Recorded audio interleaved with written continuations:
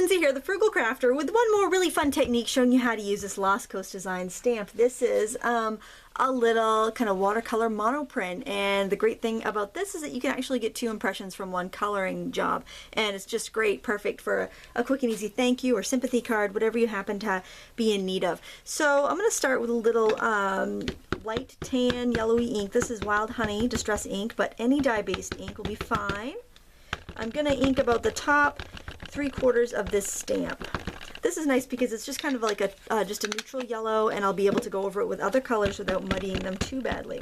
And then on the bottom I'm using a green. This is peeled paint distress ink, but again, use whatever dye-based ink you have. It's going to be just fine. Alright, so the next thing I'm going to do is get those out of the way, and I'm going to spray some puddles of water here, and we're going to need that to turn our gelatos, or faux latos. Some of them are real gelatos, some of them are my fake gel sticks. They all play nice, and we're going to be using that water to turn those into paint. Now I'm going to use this little rag here to wipe away a few areas that I know I definitely want bright contrasty colors, like where there's some vivid flowers and what have you. So I've just wiped a few things away, and that's good. Anything else can mix in, it will be fine. So I'm going to start off with this pink. This is a real gelato, it's bubblegum, and I'm swirling here. I'm just coloring in a circle until I get this gelato nice and painty. I wouldn't spray directly on the gelatos because then you might actually get it a little too mushy in there. So by doing this, you're just getting that top layer liquefied, and you're not going to be melting down the rest of your gelato, which is nice because you don't want to, they're too expensive to be wasting. They're too expensive to be, you know, turning to mush and being unusable. Alright, and then I can cap that off. I can kind of wipe it on a rag or scribble it on a piece of scrap if it's still wet. I do the same with this purple. If you have watercolor crayons, they actually work a little bit better for this technique, and you can dip those in the water just for a second before you do it rather than spraying. Either technique will be fine. I want to put a little bit of that purple down there. We'll just dab that off to make sure it's nice and dry. I think I want a little of that pink and those flowers down there too. So you can change up the way you apply the paint. You can tap it on, you can scribble it on.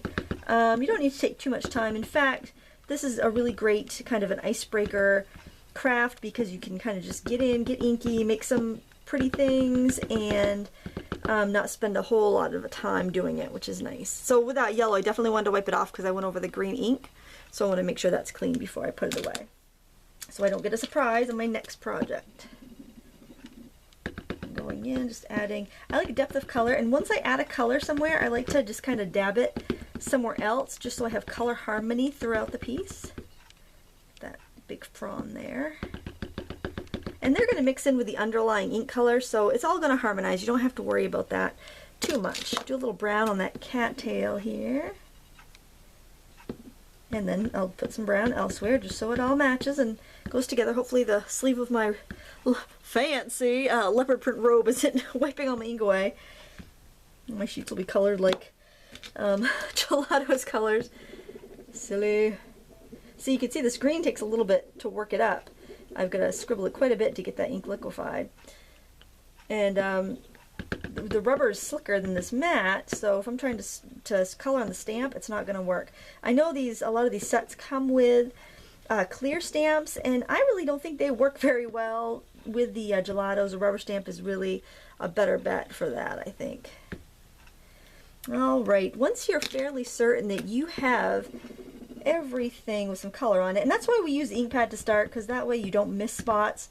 It's very hard to tell where you've colored and where you haven't. I don't know if it's very clear. You can probably see there, I'm going to lift it up a little bit so you can see. It's kind of hard to tell what colors are where. It's kind of going to be a surprise when you're done. So now, after you think you've got it colored pretty well, what you want to do is give it a couple really light mists of water.